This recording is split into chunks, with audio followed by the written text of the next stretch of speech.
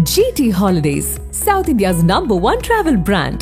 You know you are special when you're with GT Holidays. பழைய நகையை கொடுத்து white 11 மந்த்ஸ்ல அதே எடைக்கு புது நகையை எடுத்துக்கோங்க. எக்ஸ்ட்ராவா ₹1 தர வேண்டாம். Magic old gold exchange. நம்ம பிராமின்ஸ், அந்த பையனுடைய அப்பா சொன்னது பிராமின்ஸ். அந்த பொண்ணு நீ தெலுங்கு பிராமின்ஸா கேளு. ஐயோ, நான் இதெல்லாம் கேட்கவே இல்லை. உங்களுக்கு தெரியும், மாசமா இருக்கிற பொண்ணுங்க என்ன விரும்புறாங்களோ அதையெல்லாம் வாங்கி கொடுப்பாங்க. கரெக்ட் தானே? இந்த பொண்ணு பிரியாணி கேட்குது. ஏய், நீ ரமேஷோட பேசிட்டு இருக்க, எதுக்கு அவனோட நீ வெளியே போற? நீங்க 2 பேரும் ஏன் போனீங்க? மற்ற ஃப்ரெண்ட்ஸ் ஏன்? அப்போ சொல்ல, இதை பார், இந்த மாதிரிலாம் சந்தேகப்படுற வேலையெல்லாம் நீ வச்சுக்க. உங்க அப்பா உன்னுடைய ஓன் ஃபாதர் அல்ல, உன்னை பெத்தெடுத்த அப்பா கிடையாது. இரவல் அப்பான்னு நீ சொல்லியிருக்கணுமா இல்லையா? புருஷன் சேர்த்தா யாரும் கல்யாணம் பண்ணிக்க கூடாது. இந்த மாதிரி பழைய சிந்தனையெல்லாம் விடுங்க ஆண்டி அப்படின்னு சொல்லுவாங்க. இருந்தாலும் என்ன பண்ணிட்டான் அந்த பையன், ஏமாந்து பெரிய கம்யூனிட்டி மைண்டான். அங்கே பார்க்க போகிறேன், டக்குன்னு அந்த அம்மா உங்கள் காலை வேணாலும் பிடிச்சிக்கிறேன், என் பையனை மட்டும் காப்பாற்றிருங்க. யார்? என்னத்துக்காக என்ன கேட்குறீங்க? நான் காப்பாற்ற வேண்டியது என்னோட கிளையண்ட். அது எப்படி உங்கள் பையனை நான் காப்பாற்றுறேன்? கவுன்சிலிங்கில் போய் உட்கார்ந்த போது அந்த பையன் சொன்னது, எனக்கு இவ வேண்டாம், எனக்கு பையனும் வேண்டாம். ஏன்பா வேண்டாம்? என்ன விஷயம்? இல்லை மேடம், அவர் ரமேஷ்னு ஒரு பையனோட சுற்றிட்டு இருக்கா மேடம்.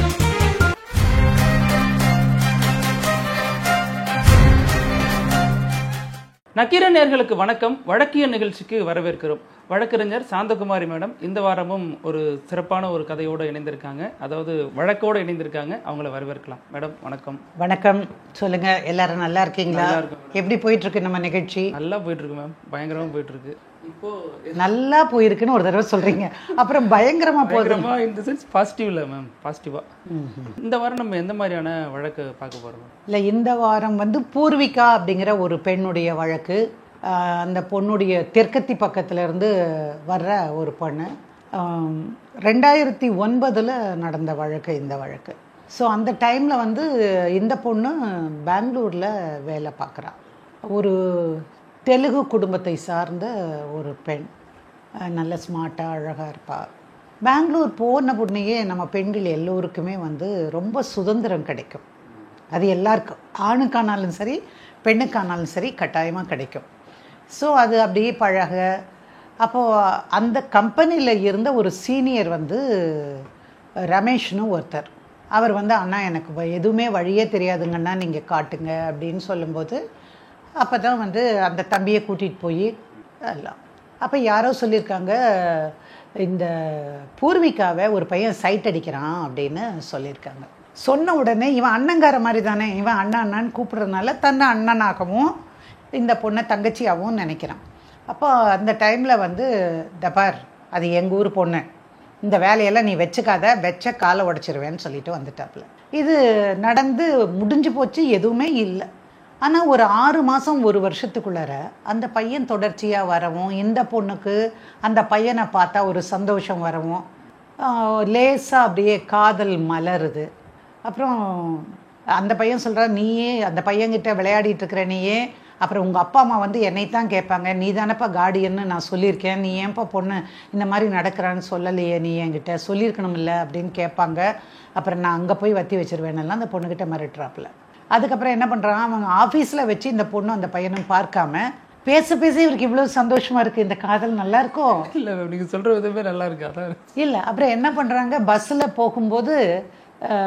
போகும்போது அந்த பையனுக்கான ஒரு சீட்டை பிடிச்சி வைக்கிறா. அந்த பையன் உட்கார்றாப்புல.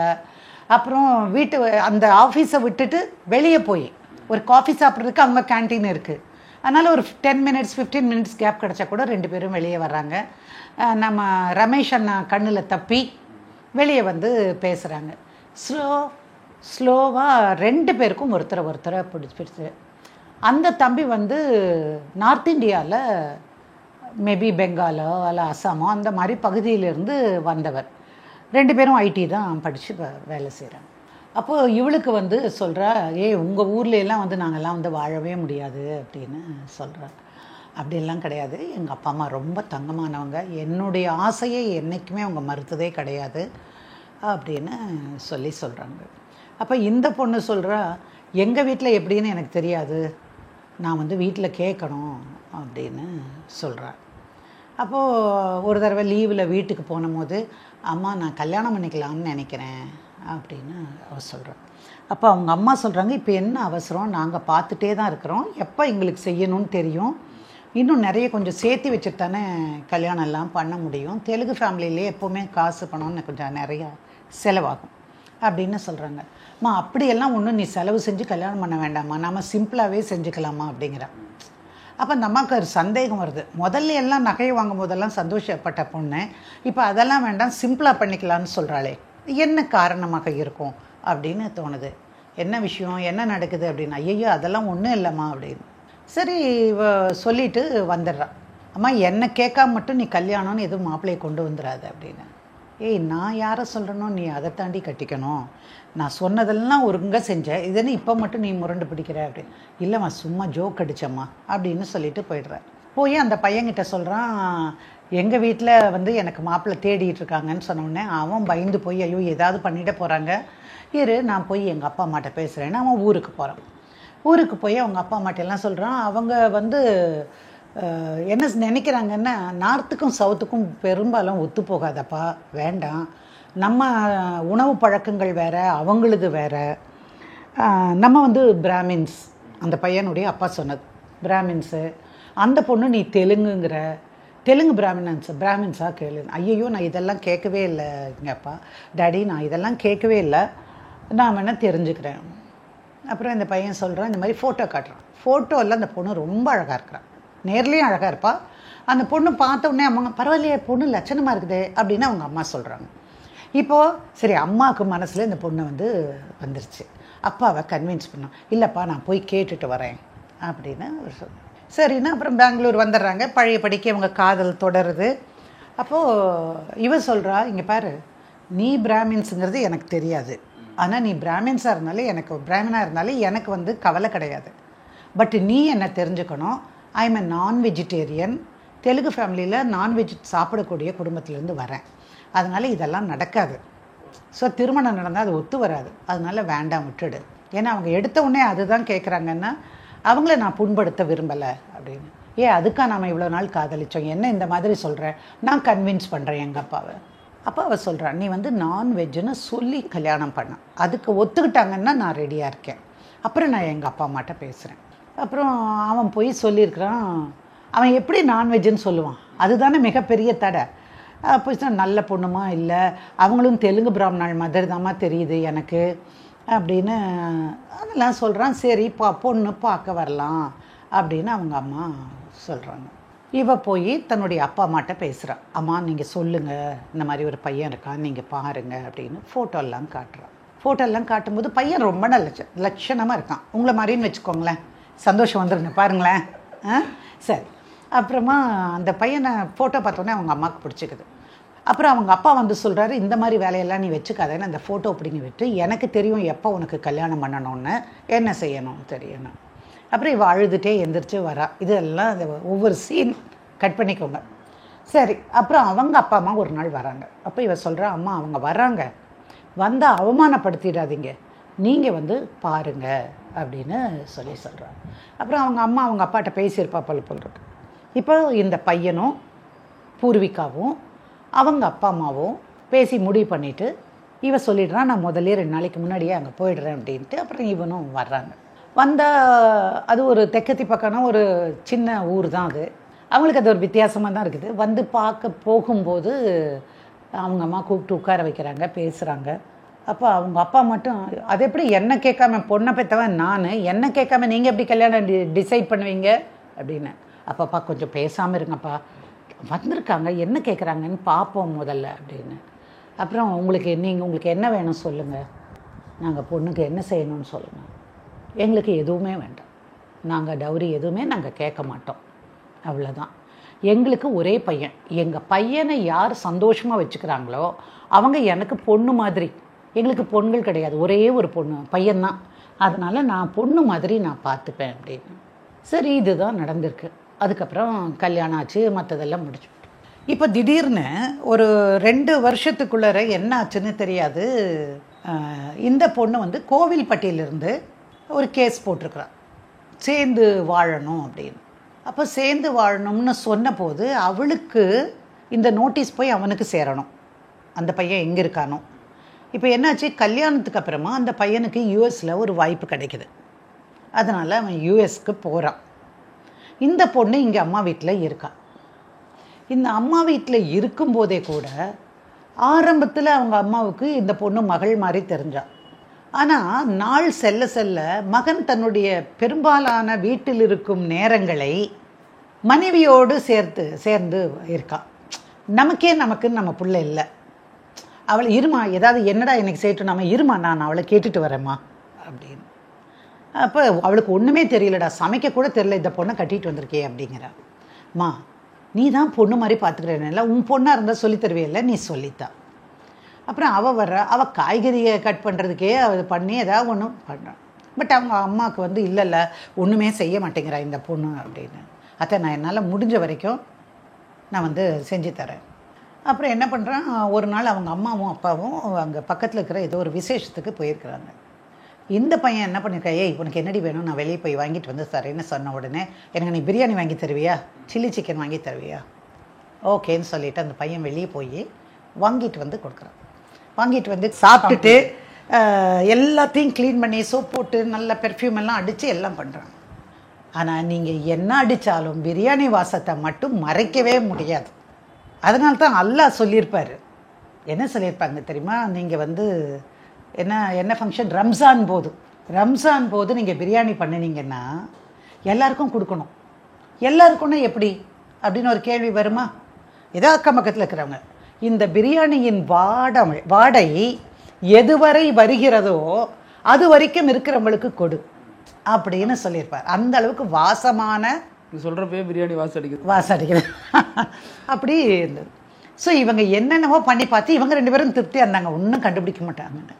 அவங்க அப்பா அம்மா உள்ளே வந்தோடனே அந்த அம்மா கண்டுபிடிச்சிருச்சு, என்ன ஒரு மாதிரி கெட்ட வாசம் வருது அப்படின்னு. அவங்களுக்கு அது கெட்ட வாசம், அவங்களுக்கு அப்படி தானே இருக்க முடியும் அப்படின்னு என்னென்னவோ சொல்லி பார்க்குறாங்க. அவங்க அதெல்லாம் பார்த்துட்றாங்க. அப்புறம் இங்கே வாங்க இந்த கையை கொண்டா அப்படின்னு சொல்லி அந்த அம்மா கையை மறந்துட்டாங்க. எல்லாத்தையும் கழுவி கையை கழுவ மறந்துட்டாங்க. கையை கழுவிருப்பாங்க சார், நீங்கள் கையை கழுவிட்டு பாருங்க சார். அதில் சோப் போட்டு கழுவினா தானே வாசம் போகும். சோப் போட்டு கழுவினாலும் கூட பல நாளில் வாசம் போகாது சார். பிரியாணி ஒரு அற்புதமான விஷயம் சார். சரியா? அப்புறம் அந்த அம்மா சொல்கிறாங்க, சத்தம் போடுறாங்க, ஏய் என்னடா பண்ணுற நீ வீட்டில், இவ்வளோ ஆச்சாரமாக இந்த காலம் வரைக்கும் வாழ்ந்துருக்கோம் என்ன? இல்லைம்மா யாரோ கொண்டு வந்து கொடுத்தாங்க, நான் கொண்டு போய் போட தான் சொன்னேன், போட்டோம் அப்படின்னு சொல்லி. ஆனால் அவங்க அம்மா நம்பலை. அப்புறம் அந்த அம்மா தான் புருஷன்கிட்ட சொல்லுது, பாருங்கள் நம்ம எப்படியெல்லாம் இருந்தோம், கடைசியில் பாருங்கள் இந்த மாதிரி இந்த பொண்ணு. ஏம்மா நீ தெலுங்கு பிராமின் இல்லையா அப்படின்னு கேட்கவும், இல்லையே நான் அப்படி சொல்லவே இல்லைங்களே அப்படின்னு. இல்லையே அவன் வந்து என்கிட்ட சொன்னானே அப்படின்னு. அவர் ஏன் சொன்னார்னு எனக்கு தெரியாது, நான் தெலுங்கு பிராமின் இல்லை, ஆனால் நான் நான்வெஜ்ஜு சாப்பிடுவேன், அது புரிஞ்சுக்கோங்க. இங்கெல்லாம் சாப்பிடக்கூடாது தெரியுமா அப்படின்னு. இல்லை ஆண்டி நான் சாப்பிட மாட்டேன், இங்கே நான் சாப்பிட மாட்டேன். இல்லை உள்ளே வாங்கிட்டே வரக்கூடாது. சரி நான் சாப்பிடலை. சார் நீங்கள் எப்படின்னா, அப்புறம் கொஞ்ச நாள் கழித்து அவளுக்கு குழந்தை உண்டாக்குது. உங்களுக்கு தெரியும், மாசமாக இருக்கிற பொண்ணுங்க என்ன விரும்புகிறாங்களோ அதையெல்லாம் வாங்கி கொடுப்பாங்க, கரெக்ட் தானே? இந்த பொண்ணு பிரியாணி கேட்குது, கொடுத்துத்தானே ஆகணும். ஸோ இந்த அம்மாவுக்கு வந்து தன் பையனை முழுசாக மயக்கி இழுத்துட்டா. நான் ஒரு 25 வருஷம் அந்த பையனை வளர்த்திருப்பேன், இவன் வந்து 2.5 வருஷத்தில் என் பையனை கெடுத்துட்டா. அப்புறம் அந்த அம்மா சண்டை போடுது, ஏன்னா நீயுமா சாப்பிடுவ, இந்த கோழி மீனெல்லாம் நீயும் மாடா சாப்பிடுவ அப்படின்னு. இல்லைம்மா நான் சாப்பிட்டதே இல்லைங்க. ஆனால் இவளும் அவனும் போனால் அவனும் சாப்பிடுவான். சரியா? அப்போ தான் அவனுக்கு ஒரு வேலை கிடைக்கிது. அப்போ வேலை கிடைச்ச உடனேயே அவன் சொல்கிறான், நம்ம 2 பேரும் போகலாம் அப்படின்னு சொல்கிறாப்புல. அப்போது இல்லை இருக்கட்டும், அவள் கொஞ்ச நாள் இருக்கட்டும், இங்கே இருந்ததுக்கப்புறமா நீ போய் அங்கே அவளுக்கு வீசாக்கு ரெடி பண்ணணும், மற்றதெல்லாம் பண்ணும்ல, அப்புறமா நீ வந்து கூட்டிகிட்டு போவியா அப்படின்னு அவங்க அம்மா சொல்கிறாங்க. அந்த பையன் நம்புகிறான். பட் இந்த அம்மா அந்த கேப் இருக்குது பாருங்கள், அதில் ஒன்றா ஆரம்பிக்கிறாங்க இந்த பொண்ணுக்கிட்ட. இந்த மாதிரி பிரச்சனையெல்லாம் ஆரம்பிக்கிறாங்க. அந்த பொண்ணு சொல்கிறா, இது மாதிரியெல்லாம் இல்லை அப்படியெல்லாம் இல்லைங்கிறா. சில நேரத்தில் சாப்பிட்டு கூட இருப்பாங்க. ஒரு சமோசா வாங்கிட்டு வரேன்னு வச்சுக்கோங்க, மட்டன் சமோசா வாங்கிட்டு வந்தால் அதுக்குன்னு ஒரு ஸ்மெல் இருக்கும் இல்லையா? அந்த மாதிரி எல்லாம். ஸோ அது வந்து ஏதாவது கொண்டு வந்து கொடுத்துருப்பாங்க. ஸோ இந்த பொண்ணு மாசமாக வேற இருக்கா. அப்புறம் இவங்க அம்மா அங்கேருந்து வராங்க. வரும்போது பொண்ணுக்கு வந்து கறி உருண்டைன்னா, கறி வடைன்னு எங்கள் ஊர்களில் சொல்லுவாங்க, அதெல்லாம் பிடிக்கும், ரொம்ப பிடிக்கும் நம்ம பிள்ளைக்குன்னு எடுத்துகிட்டு வராங்க. அப்புறம் இவ சொல்கிறா, அம்மா தயவு செய்து வீட்டுக்கு மட்டும் எடுத்துகிட்டு வந்துடாத, நீ அப்படியே நேராக எங்கள் ஆஃபீஸுக்கு கொண்டு வந்துடு, நான் அங்கே வச்சு சாப்பிட்டுக்கிறேன். அங்கே வச்சு எத்தனை நாள் சாப்பிட முடியும்? வீட்டில் ஃப்ரிட்ஜ் இருந்தால் வைக்கலாம், அங்கே கொண்டு போய் ஃப்ரிட்ஜில் வச்சா திறக்கிறவனெல்லாம் எடுத்து அதை சாப்பிடத்தான் போகிறோம். அப்புறம் இந்த மாதிரி வர அங்கே ஒரு ஏதோ கொஞ்சத்தை எடுத்துகிட்டு வந்து வீட்டில் வச்சு இதெல்லாம். ஸோ அந்த அம்மா வந்து எதுக்காக இதெல்லாம் எடுத்துகிட்டு வந்தீங்க, உங்களை யார் உள்ளே வர சொன்னா, நானே பார்த்துப்பேன் அவளை, நீங்கள்லாம் வராதிங்க அப்படிங்கிறாங்க. கொஞ்சம் கொஞ்சமாக வலுத்துக்கிட்டே போகுது மாமியாருக்கும் மருமகளுக்கும். ஸோ இப்போ அவன் என்ன சொல்கிறான், அங்கே போனதுக்கப்புறம் அவங்க அம்மா தினமும் ஃபோன் பண்ணி, என்னடா இவ இப்படி பண்ணுறாடா, அவன் அப்படி பண்ணுறாடா, அந்த ரமேஷ் கூட சுற்றிட்டு இருந்தா, நான் போன தடவை பார்த்தேன், யார் அண்ணா ரமேஷோட சுற்றிட்டு இருந்தா, அந்த மாலுக்கு நானும் அப்பாவும் போயிருந்தோம், அதுக்கு கீழே தான் வந்து ஏதோ கடை இருக்குன்னாங்க, அதில் போய் அப்பாவுக்கு குளிருதுன்னு சொன்னார், மஃப்ளர் இதெல்லாம் வாங்கறதுக்கு போயிருந்தோம். அப்படியாம்மா, இருக்காதேம்மா அப்படிங்கிறேன். இல்லைடா நாங்கள் பார்த்தோம், அவங்க 2 பேரும் ரொம்ப ஜோடியாக போகிறாங்க. நான் அன்னைக்கு கேட்டேன், சினிமா போயிட்டு வந்தேன் நானும் ரமேஷுன்னு சொல்கிறா. எதுக்குடா அடுத்த ஆம்பளையோட போகிறா, பக்கத்தில் உட்காரவன் சும்மா இருப்பானா. இப்போ இதெல்லாம் சொன்னதுக்கப்புறமா அவன் என்ன பண்ணியிருக்கணும், யோகியவானா இருந்தா எனக்கு தெரியும், அவன் வந்து அண்ணா மாதிரி சொல்லியிருக்கலாம்ல. இவனுக்கு ரமேஷ் மாதிரி மேலே ஒரு கோபம் உண்டு. ஏன் சொல்லுங்கள், மிரட்டினா பாருங்க அவங்க காதலிக்கும் போது, அதை மனசில் வச்சுட்டு, ஏய் நீ எதுக்கு நீ ரமேஷோட நீ பேசிகிட்டு இருக்க, எதுக்கு அவனோட நீ வெளியே போகிற, சினிமா தியேட்டரில் எத்தனை சீட்டு வாங்கினீங்க, நீங்கள் 2 பேரும் ஏன் போனீங்க, மற்ற ஃப்ரெண்ட்ஸ் ஏன். அப்போது சொல்ல, இதை பார், இந்த மாதிரிலாம் சந்தேகப்படுற வேலையெல்லாம் நீ வச்சுக்காத, எனக்கு அவன் அண்ணா, நான் எப்படி தனியாக எல்லா இடத்துக்கும் போவேன், வயிறு வேறு பெருசாகிட்டுருக்கு இந்த டைமில் அப்படின்னு. ஸோ இதெல்லாம் சொல்கிறாங்க. அவன் வந்து அவங்க அம்மா சொல்கிறத நம்ப ஆரம்பிக்கிறான். இந்த ரமேஷ் எதுக்கு என்ன அப்படி திட்டினா, ஏன்னா அவன் he is interested in you, that is why he is restraining me from meeting you அப்படின்னு அவன் சொல்கிறான். ஐயோ நீ ஏன் இல்லாததெல்லாம் நினச்சிக்கிற அப்படின்னு. சரி நான் எங்கள் அம்மா வீட்டுக்கு நான் போயிட்டு வரேன், ஏன்னா நீ யூஎஸ்க்கு நீ விசா கெடுத்து கூப்பிட்டுட்டா நான் அங்கே தானே வரணும். ஸோ நான் எங்கே போகிறேன், எப்படி போவேன், இல்லை ரமேஷ் கொண்டு போய் விடுவான். மறைக்கணும்னு இருந்தால், வேறு மாதிரி விஷயமா இருந்தால் யாருமே வந்து இதை சொல்ல மாட்டாங்க, இல்லை ரமேஷ் தான் கொண்டு வந்தோம், இல்லை நீ வரக்கூடாது. அப்புறம் தான் அவங்க கேட்டிருக்கிறாங்க, நீங்கள் ரொம்ப ஏமாற்றிட்டீங்க அப்படின்னு கேட்குறாங்க அவங்க மாமியார். என்ன ஏமாற்றிட்டோம், உங்கள் அப்பா வந்து உன்னுடைய ஓன் ஃபாதர் அல்ல, உன்னை பெத்தெடுத்த அப்பா கிடையாது, அது உன்னோட ஸ்டெப் ஃபாதர். உங்கள் அப்பா செத்ததுக்கு பிறகு, அதாவது உங்கள் அப்பா தற்கொலை பண்ணி செத்துட்டாரு, செத்ததுக்கு பிறகு உங்கள் அப்பா வந்து இந்த அம்மா உங்கள் அம்மாவை இந்த அம்மாவை கல்யாணம் பண்ணியிருக்காங்க. நீ என்கிட்ட சொல்லியிருக்கணுமா இல்லையா, இவர் என்னுடைய சொந்த அப்பா இல்லை இரவல் அப்பான்னு நீ சொல்லியிருக்கணுமா இல்லையா. அது ஒரு பெரிய விஷயமாவே நான் நினைக்கல. ஏன்னா நான் சின்ன பிள்ளையாக இருக்கும்போதே இதெல்லாம் நடந்து முடிஞ்சிருச்சு. நான் வளர வளர நான் அவர் அப்பான்னு தான் கூப்பிட்டேன். அவன் யார் எங்களை வேட்டியை மடித்து கட்டிட்டு அவன் கல்யாணத்துக்கு நீ இத்தனை லட்சம் கொடுன்னு கேட்குறான், அதெல்லாம் பண்ணுறான். நீங்கள் அப்படி பேசாதீங்க ஆண்டி, அவர் எங்கள் வீட்டில் எனக்கு அப்பா, அவன் அம்மா. அப்போ கல்யாணம் பண்ணிக்கக்கூடாதுன்னு நினைக்கிறீங்களா, புருஷன் செத்தா யாரும் கல்யாணம் பண்ணிக்கக்கூடாதா, எந்த காலத்தில் இருக்கீங்க, இந்த மாதிரி பழைய சிந்தனையெல்லாம் விடுங்க ஆண்டி அப்படின்னு சொல்கிறான். இந்த அம்மா போட்டு கொடுக்குது, எனக்கு வந்து சிந்தனையே சரியில்லைங்கிறா, நான் மோசமாக பேசுகிறேங்கிற அவங்க அம்மாவையும் அப்பாவையும். ஸோ இங்கே கொளுத்தி போட அங்கே கூட பார்க்குறா, சரியில்லை, முன்ன மாதிரி பையன் அங்கேருந்து நமக்கு ஃபோன் பண்ணி பேசுறதில்ல, கொஞ்சுவான், ஒரு கொஞ்சல் கூட கிடையாது அப்படின்னு சொல்லிட்டு, நீ முதல்ல வாங்குறியா இல்லையா, நான் வரேன், எனக்கு அங்கே வந்து ஆகணும் அப்படின்னு, என் குழந்தை யூஎஸில் தான் பிறக்கணும் அப்படின்னு. அப்புறம் இவன் கூட்டிகிட்டு போகிறான், விசாலாம் வாங்கிட்டு இவளும் போகிறான். போயிட்டு அங்கே அவளாலேயும் ரொம்ப வேலையெல்லாம் செய்ய முடியாது. அப்புறம் என்ன பண்ணுறா, ஒரு 8 மாதமோ 8.5 மாதமோ ஆனதுக்கப்புறம் கூடவே கொண்டு வந்து அந்த பையன் அவங்க அம்மா வீட்டில் விடுறான். இல்லை என்னால் இங்கே இருக்க முடியாது, எனக்கு யாராவது கூட இருக்கணும், எனக்கு இதை பற்றி தெரியாது, முதல் பிரசவம், எனக்கு பயமாக இருக்குது, எங்கள் அம்மா வேணும், எங்கள் அப்பா வேணும் அப்படின்னு அவள் கேட்குற. கொண்டு வந்து விட்டுறான். குழந்தைய விட்டு இங்கே கொண்டு வந்து விட்டதுக்கப்புறம் குழந்தை பிறக்குது. இப்போ என்ன பண்ணுவாங்க, மாமனார் மாமியார் வரணும், ஹஸ்பண்ட் வருவார், யார் வந்தாலுமே ஒரு வித்தியாசம். போதும், நீ என்ன பண்ணுற, ஒரு வாரம் 10 நாள் நான் இங்கேயே இருக்கேன், நீ வந்து கிளம்பி வா அப்படின்னு. அப்போ அவங்க அம்மா சொல்கிறாங்க, பச்சை உடம்புங்க, அவளை இப்போ அனுப்ப முடியாது, குறைஞ்சது 3லிருந்து 5 மாதம் ஆகாமல் இங்கே யாருமே குழந்தைய அம்மா கிட்ட கொடுத்து நீ புருஷன் வீட்டுக்கு போகணும் நாங்கள் சொல்ல மாட்டோம், அதுதான் எங்கள் கம்யூனிட்டியில் பழக்கம் அப்படின்னு. இவர் இந்த ஆள் என்ன பண்ணிட்டான், இந்த பையன் ஏமாந்து பெரிய கம்யூனிட்டி மைண்டுன்ட்டான். இப்போ யாருக்குமே அவங்கவுங்க ஜாதி பெருசாக தான் இருக்கும். இந்த பாருங்க மாப்பிள்ளை இப்படியெல்லாம் பேசாதீங்க, இதெல்லாம் இல்லை. அப்புறம் இவ்வளோ அவங்க அப்பா சத்தம் போட, இந்த ஆள் 2 கத்த, அந்த பொண்ணு அழுக, இதெல்லாம் நடக்குது. ஸோ ஒரு ஆண் குழந்தை பிறந்ததுக்கு அப்புறமா திரும்ப அவன் இங்கேருந்து கூட்டிகிட்டு போகிறான். யார்? மகன், அதாவது ஹஸ்பண்டு. இப்போ இந்த அம்மாவுக்கு இங்கே இருக்கிற வரைக்குமாவது ஓரளவுக்கு அவன் நான் சொன்னால் கேட்பான், அங்கேயே போய் சேர்ந்துட்டாலே அப்படின்னு அந்த அம்மாவுக்கு. இதுக்கு நடுவில் அந்த பையனுக்கு அங்கேருந்து கனடாவுக்கு கிடைக்கிது. அதனால் இவன் என்ன சொல்கிறா, நீ போய் கனடாவில் செட்டில் ஆகு. அப்போ சரியான குளிர்காலம், ஐஸ் அவ்வளவு இருக்கும் எல்லா பக்கமும். அதனால் நான் வந்து இங்கிருந்து இப்போ கலிஃபோர்னியா மாதிரி இருக்கக்கூடிய இடங்களில் அதாவது நம்ம இந்தியாவில் இருக்கிற மாதிரி தான் வெப்பமெல்லாம். அதனால் நான் அங்கேருந்து கிளம்பி நான் நேராக வீட்டுக்கு போகிறேன். நீ போயிட்டு எல்லாம் செட்டில் பண்ணிவிட்டு என்னை கூப்பிடு, நான் குழந்தைய எடுத்துகிட்டு வரேன். ஸோ முதல்ல போன உடனே அவங்க அம்மா வீட்டுக்கு குழந்தைய கொண்டு போய் விட்டுட்டு 6 மாதம் ஆயிடுச்சு, நான் வேலைக்கு போகணும்னு சொல்லிட்டு பெங்களூருக்கு வேலைக்கு போகிறேன். இப்போ கேட்குறேன், யார்கிட்ட குழந்தைய விட்ட? எங்கள் அம்மா கிட்ட தான் விட்டுருக்குறேன். ஏன் எங்கள் அம்மாட்ட கொண்டு போய் விட முடியாதா உன்னால்? உங்கள் அம்மானால் வேலை செய்ய முடியலேன்னு சொல்லிட்டு இருக்காரு. எப்படி குழந்தைன்னா இன்னொரு பெரிய ஆள் செய்கிறது கூட செஞ்சிடலாம், சின்ன ஆளுக்கு செய்கிறதுங்கிறது பெரிய ஆளை விட அதிகமான வேலை. அதுதான் கொடுத்துருக்குறேன். 2வது இன்னும் கொஞ்சம் நாள் ஆகும் பழகணும் அப்படின்னு. இப்போ நீ எங்கே இருக்க அப்படின்னு கேட்குறான். நான் பிஜி ஹாஸ்டலில் இருக்கேன் அப்படின்னு. ஏன் பிஜி ஹாஸ்டலுக்கு போனேன்? எங்கள் அம்மா அப்பா அங்கே தானே இருக்காங்க, நீ அங்கே தானே போகணும். உங்கள் அப்பா அம்மா வந்து தான் நிறைய விஷயங்களை நம்ம 2 பேருக்கு நடுவில் பண்ணிட்டாங்க.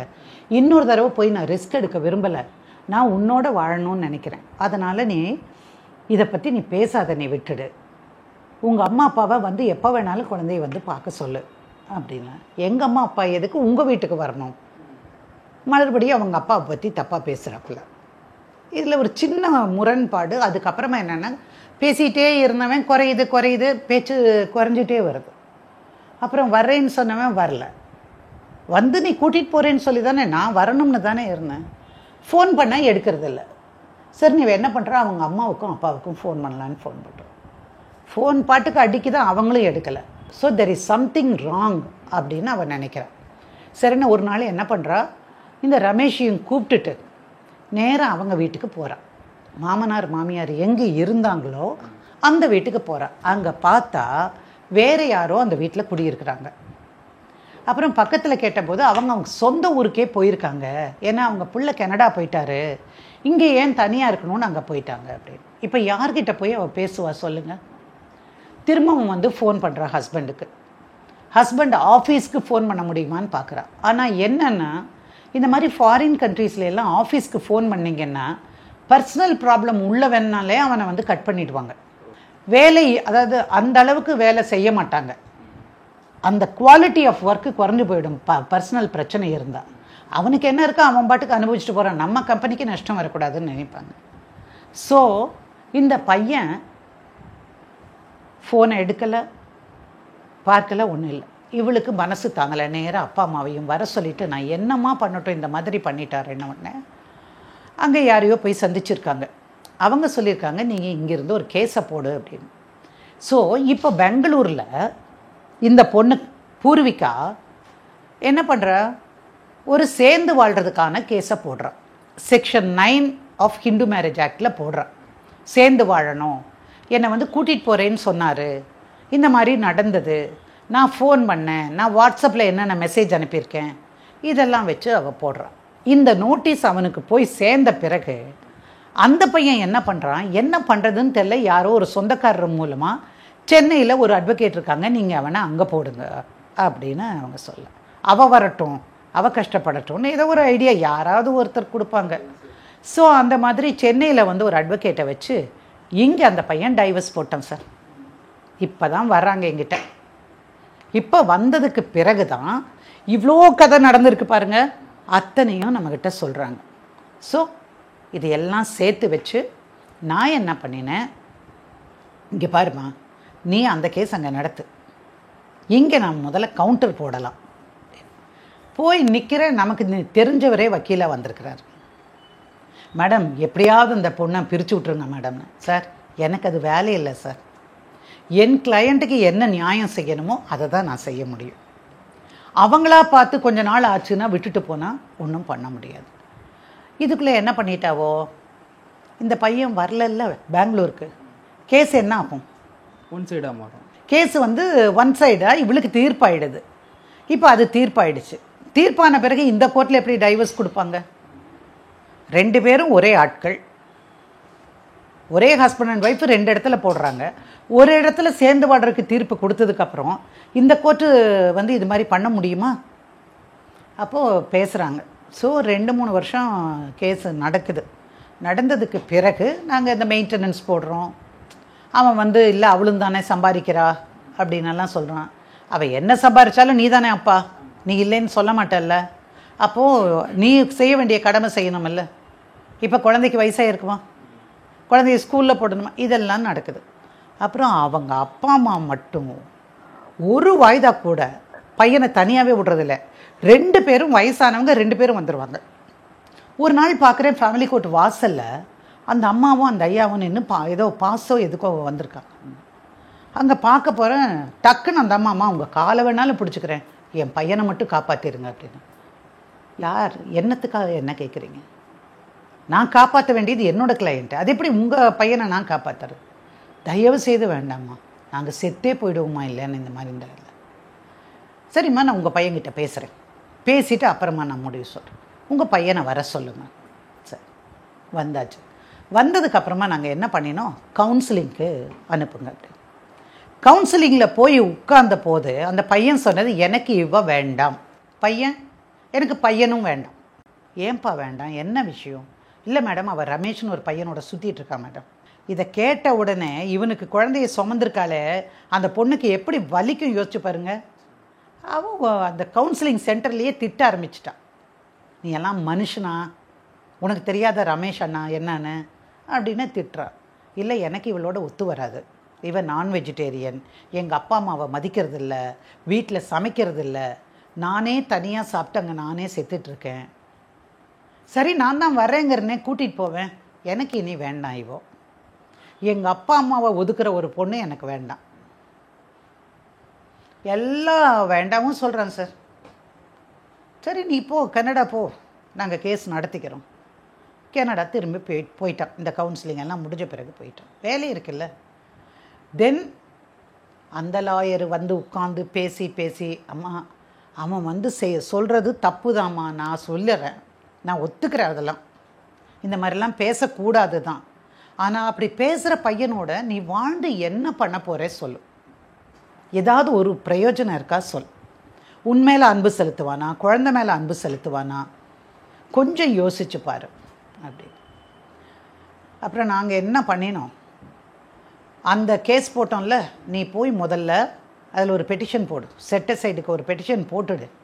அப்புறம் போட்டதுக்கு அப்புறமா அவங்களே ஒரு ட்ரான்ஸ்ஃபர் பெட்டிஷன் போடுறாங்க சுப்ரீம் கோர்ட்டில். ஸோ அந்த கேஸும் இங்கே வருது ரீஓப்பன் போட்டதுனால. இப்போ நான் என்ன பண்ணுவேன், நீ ரீஓப்பனே பண்ணால் கூட ரீஓப்பன் பண்ணக்கூடாதுன்னு தான் நான் சொல்லுவேன். நான் என் பொண்ணை காப்பாற்றி ஆக்கணும். ஸோ அந்த மாதிரி பேசும்போது ஜட்ஜு பார்த்தாங்க, நான் மீடியேஷன் அனுப்புகிறேன், நீங்கள் போய் பேசுங்க, என்ன நடக்குதோ பார்த்துக்கலாம். சரின்னு மீடியேஷன் போட்டால் அந்த பையன் வர வச்சோம். அவன் வந்து உட்காந்துட்டு, எனக்கு இந்த பொண்ணு வேண்டாம், நான் பையனை கூட்டிகிட்டு போகிறேன். இந்த பொண்ணு சொல்கிறா, எனக்கு இருக்கிறது ஒரே பையன், ஆசையாக பெற்ற பையன், நான் ஏன் கொடுக்கணும் உனக்கு? என்ன கை கழுவி விட்ட மாதிரி நாளைக்கு அந்த பையனை எங்கேயாவது விடுவேன், அது அனாதையாக சொத்தும், நான் கொடுக்க மாட்டேன். அப்புறம் அந்த 2 அப்பா அம்மா 2 பேருமே இந்த பொண்ணு காலில் வந்து விழுந்துட்டாங்க. சார், என் பையனை மட்டும் விட்டுரு, நாங்கள் சாகும்போது நாங்கள் நிம்மதியாக சாகணும் அப்படின்னு. நீங்கள் வாழும்போதே கூட நீங்கள் நிம்மதியாக இருக்கலாம், பட் என் மேலே சொன்ன அலிகேஷன்ஸ் எதுவுமே நான் ஏற்றுக்க மாட்டேன். சரி, என்ன கொடுத்தா நீ ஒத்துப்ப அப்படின்னு. அப்புறம் அவங்க அம்மா பார்த்தாங்க, யார், பொண்ணோட அம்மா. அவங்க பார்க்கும்போது, இதுகளோடு போய் இன்னொரு தடவை நம்ம பொண்ணு கஷ்டப்பட வேண்டாம், பையனுக்கு என்ன செய்கிறீங்க சொல்லுங்கள்.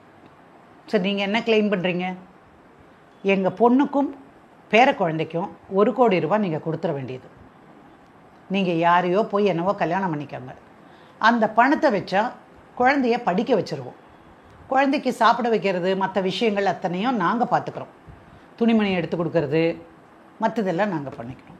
1 கோடியா? தம்பி நீ வந்து கனடாவில் வேலை செய்கிறப்பா, எவ்வளோ சம்பாதிக்கிற சொல்லு பார்க்கலாம். சொல்லுவாங்களா யாராவது? $1,000 சம்பாதிக்கிறேன்னு சொல்லவே மாட்டாங்க. இல்லை எங்ககிட்ட இல்லை. அப்படி நடந்து நடந்து நடந்து கடைசியில் 50வது கொடுத்தா தான் ஆச்சுன்னு எந்த அம்மாவும் அப்பாவும் நின்னாங்க. அந்த பொண்ணு பையனுக்கு கொடுக்க மாட்டேன்னுடுச்சு. அதனால் கடைசியில் அவங்க 40 லட்சத்துக்கு வந்து முடித்தாங்க. எங்ககிட்ட காசே இல்லை அது இதுன்னெல்லாம்.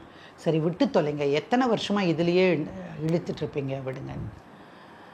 அந்த பொண்ணு 40 லட்சத்துக்கு வாங்கிட்டு இந்த பையனுடைய கார்டியன்ஷிப் ரைட்டை வந்து பொண்ணுக்கு. அவன் எவ்வளவு நல்ல அப்பா பாருங்கள். எனக்கு விசிட்டிங் ரைட்ஸ் கூட வேண்டாம், எனக்கு இன்டரிம் கஸ்டடியும் வேண்டாம், எதுவுமே வேண்டாம். அவளே அந்த குழந்தைய வச்சுக்கிட்டோம். எனக்கும் அவளுக்கும் சம்மந்தம் இல்லை. குழந்தை மேலே எப்படி பாசலாம் எப்படி போகும்? ஆனால் அப்படி தான் இருந்திருக்காங்க. ஸோ அப்படி தான் அந்த கேஸை நாங்கள் முடித்தோம். அதுக்கப்புறம் தான் அதுலேயே மியூச்சுவல் கன்சர்ன் போட்டு 2 பேரும் தனித்தனியாக வர்றதுக்கு 20 லட்சம் ரூபாயை பையன் பேரில் போட்டு, மைனர் பையன் மேலே போட்டு 18 வருஷத்துக்கு அந்த பணத்தை எடுக்கக்கூடாது. அந்த 20 லட்சத்துக்கான வட்டியை வாங்கி குழந்தையை படிப்பிக்க வேண்டியது. கோர்ட்டார் உத்தரவாகவே அதை கொடுத்துட்டாங்க. இந்த பொண்ணுக்கு ஒரு 20 லட்சம் கொடுத்தாங்க. முதல்ல ஒரு 10, அப்புறம் ஒரு 10ன்னு கொடுத்தாங்க. அந்த 20 அந்த பொண்ணு என்ன பண்ண போகிறா? She is employed. அந்த 20ஐயும் டெபாசிட் பண்ணிவிட்டு அதையும் குழந்தை நாளைக்கு மெடிக்கல் சேர்றேன்னு சொல்லலான்னு வச்சுக்கோங்க மேடம். எத்தனை நம்ம செலவழிக்க வேண்டியிருக்கும். இப்போ இருந்து நான் அது சேமிப்பு மாதிரி போட்டு வைக்கிறேன் அப்படின்னா அவங்க அப்பாவுக்கும் அம்மாவுக்கும் அப்போ தான் கொஞ்சம் நிம்மதி வந்தது. குழந்தை நம்ம கையில் வந்துருச்சு, இதுக்கு மேலே என்ன வேணும், நாங்கள் பார்த்துக்குறோம் அப்படின்னு சொல்லிட்டு. பையன் இப்போ ஒரு 5 வயசு 6 வயசு ஆயிடுச்சு இந்த கேஸ் எல்லாம் முடியறதுக்குள்ளேயே. ஆனால் அந்த பொண்ணுக்கு ஒரு அதிர்ஷ்டம் பாருங்கள் சார். இதோட கதை முடிஞ்சது நம்ம கதை. யார்? பூர்விகாவுடைய கதை. இங்கே வந்துட்டு போயிட்டு இருக்கும்போது யாரோ ஒருத்தர் சிங்கப்பூர்லேருந்து ஒரு கேஸ் நடத்துறதுக்காக இங்கே வந்திருக்கார், சென்னை ஹைகோர்ட்டுக்கு. அப்படி வந்தபோது அந்த அட்வொகேட்டை பார்த்துருக்கிறாரு. அப்போ அவரும் இந்த சிங்கப்பூர்காரருடைய அட்வொகேட்டும் அவங்களும் பேசும்போது இந்த மாதிரி நான் ஒரு மீடியேஷனுக்கு போகிறேன், அவசரம்பா அப்படின்னு சொல்லியிருக்காரு. உடனே I just want to see a mediation how Indian courts are functioning அப்படின்னு சொல்லிட்டு அவர் அங்கே வந்துட்டார். அங்கே வந்து பார்க்கும்போது இந்த பொண்ணை பார்த்த உடனே பிடிச்சிருந்தது. அந்த பொண்ணு தன்னுடைய குழந்தையை காப்பாற்றுறதுக்காக எவ்வளோ கஷ்டப்படுறான்லாம் பார்த்தார். அன்னைக்கு பர்மிஷன் கேட்டு தான் வந்தார். ஸோ அவர் என்ன பண்ணார், இதெல்லாம் வச்சு மீடியேஷன் சென்டரில் எப்படியோ அந்த இதெல்லாம் வாங்கிட்டு அவங்க அப்பா அம்மாவை தொடர்பு கொண்டார். நான் உங்கள் பொண்ணை கல்யாணம் பண்ணிக்க விரும்புகிறேன், நான் என் குழந்தைய நான் வச்சுக்கிறேன் அப்படின்னு. அப்புறம் எல்லாரும் போய் அவர் எங்கே இருக்காரு, என்ன வேலை செய்கிறாரு எல்லாம் போய் சிங்கப்பூரை போய் பார்த்து அவருக்கு அந்த பொண்ணு மேலே நல்ல ரொம்ப அழகாக இருப்பா சார். அப்புறம் அந்த குழந்தையும் வச்சு 2 பேரும் அங்கே போனாங்க. அதுக்கப்புறம் சிங்கப்பூர் சிட்டிசனாக அந்த பையனை மாற்றுறதுக்குள்ளே அவள் பட்ட பாடு இருக்குது பாருங்கள். நல்லா இருக்கா, சந்தோஷமாக இருக்கா, நல்ல வேலை, 2 பேரும் நல்லா சம்பாதிக்கிறாங்க. சிங்கப்பூர் தமிழரா மேடம்? எனக்கு அது ஞாபகம் இல்லை சார். சிங்கப்பூர்காரர் எனக்கு அவ்வளோதான் தெரிஞ்சது. இப்போ ரொம்ப நிம்மதியாகவும் பையன்லாம் பெரிய பையனாக இருப்பான், அவனுக்கு ஒரு 20 வயசு இருக்காது. 2009 கேஸ் இல்லை. அமெரிக்கா சிட்டிசனாக பையன் வளரணும்னு நினச்சி சிங்கப்பூர் சிட்டிசனாக இல்லை, எங்கே வாழ்கிறோம் அப்படிங்கிறது அல்ல சார். எங்கே அன்பு பாசம் இருக்கோ அதுதானே சார் குழந்தைக்கு தேவை. தன்னை யாரோ பெற்ற குழந்தைய தன் குழந்தைய ஏற்றுக்கிறதுக்கான நல்ல மனசும் அவருக்கு இருந்தது. இவளும் வந்து எந்த தப்பும் பண்ணாமலே இத்தனை சித்திரவதையும் அவள் அனுபவிச்சா. நீங்கள் மற்றதெல்லாம் கூட கேட்டுக்கலாம், நான்வெஜ் சாப்பிட்றியா, அதுவா இதுவா அதெல்லாம் பார்த்துக்கலாம். ஆனால் நீ வந்து ஒரு அண்ணனாட்ட பழகிற ஒருத்தரை, அவனுக்கு தெரிஞ்ச நபர், அவரை வந்து நீ சேர்த்து வச்சு பேசும்போது மனசு உடஞ்சி போயிடுமா இல்லையா? நீ எல்லாம் என்னடா மனுஷன் அப்படின்னு தானே கேட்கும். ஹஸ்பண்டாக இருந்தானே யாராக இருந்தா என்ன. ஸோ அதுலேருந்து வெளியே வந்ததுக்கப்புறம் அவருக்கு ஒரு நல்ல வாழ்க்கையும் அமைந்தது.